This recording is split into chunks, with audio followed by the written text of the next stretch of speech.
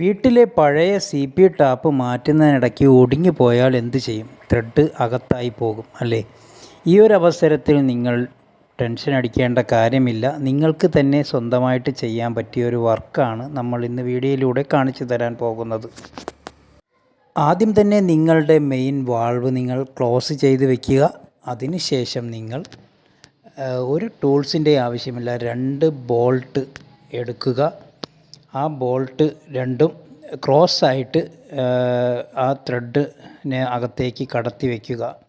അതിനുശേഷം നിങ്ങളുടെ screw driver ഓപ്പോസിറ്റായിട്ട് ഇട്ടുകൊണ്ട് തിരിക്കിയാൽ സുഖമായിട്ട് ആ ത്രെഡ് നമുക്ക് ഇളക്കിയെടുക്കാൻ സാധിക്കുന്നതായിരിക്കും. എന്തായാലും ഈ ഒരു ടെക്നിക്ക് നിങ്ങൾക്ക് ഇഷ്ടമായെങ്കിൽ നിങ്ങൾ നമ്മുടെ വീഡിയോയ്ക്ക് ലൈക്ക് ചെയ്യുക. അതോടൊപ്പം തന്നെ ഇതുപോലുള്ള ഉപകാരപ്രദമായ വീഡിയോസ് നിങ്ങൾ ലഭിക്കാനായിട്ട് ക്വാളിറ്റി ചോയ്സ് സബ്സ്ക്രൈബ് ചെയ്ത് ബെല്ലൈക്കൺ ക്ലിക്ക് ചെയ്ത് വെച്ചിരിക്കൂ. തുടർന്നും ഇതുപോലുള്ള വീഡിയോസുകൾ നിങ്ങൾക്ക് ലഭിച്ചുകൊണ്ടേയിരിക്കും. അപ്പോൾ വീഡിയോ വൈൻഡപ്പ് ചെയ്യുന്നു. Good bye.